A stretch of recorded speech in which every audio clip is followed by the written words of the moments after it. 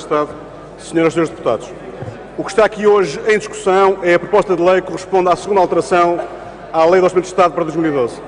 É bom lembrar que a presente proposta de lei resulta da necessidade de responder positivamente à quinta avaliação do Programa de Ajustamento Económico e Financeiro e traduz um conjunto de medidas adicionais que o Governo propõe para o cumprimento do déficit orçamental para 2012 nas condições acordadas com os nossos credores internacionais para uma nova meta de 5% do PIB. É bom lembrar, que há quem não se lembre disto, que temos o país sob assistência económica e financeira. Seria também muito bom para o debate que todos estivessem sempre bem presente que Portugal, no âmbito da implementação do Memorando de Entendimento, tem 5 avaliações positivas e que está empenhado em cumprir os seus compromissos internacionais.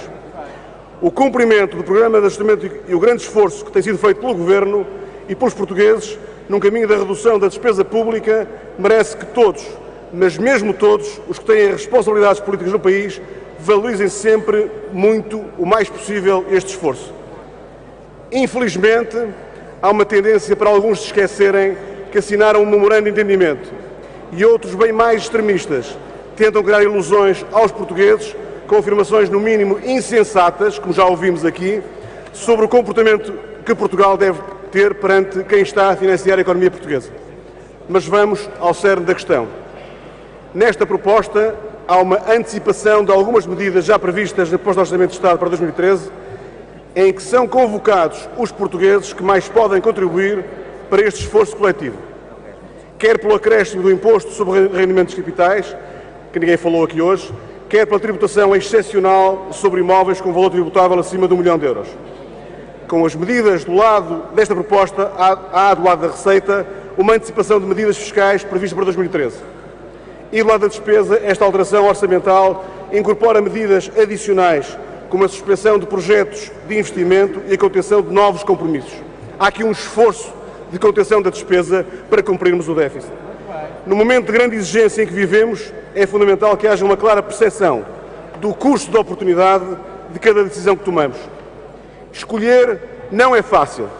Escolher e decidir nunca foi fácil.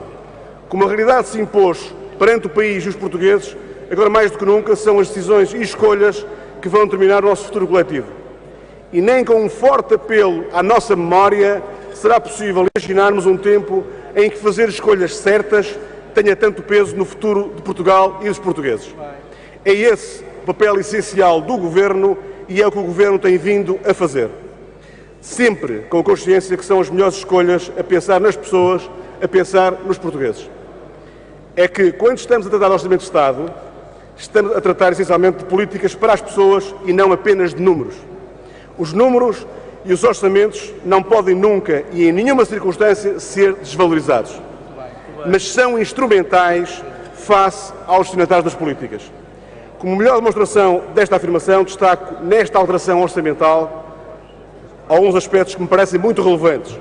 A transferência extraordinária do Orçamento de Estado para a Segurança Social no montante de €856 milhões para assegurar o equilíbrio orçamental da Segurança Social.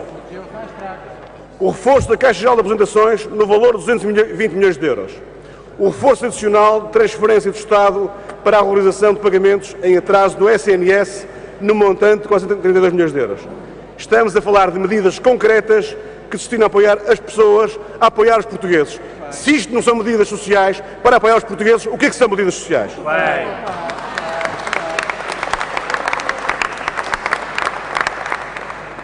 No momento de grandes dificuldades do país, é fundamental que tenhamos a lucidez e a coragem de atuarmos sobre os problemas. O momento em que vivemos, Sr. Ministro, Sr. Presidente, Sr. Secretário de Estado, Srs. Srs. Deputados, o momento em que vivemos convoca-nos a todos para este trabalho. É com determinação e com determinação temos que fazer o que deve ser feito. Disse. Muito bem.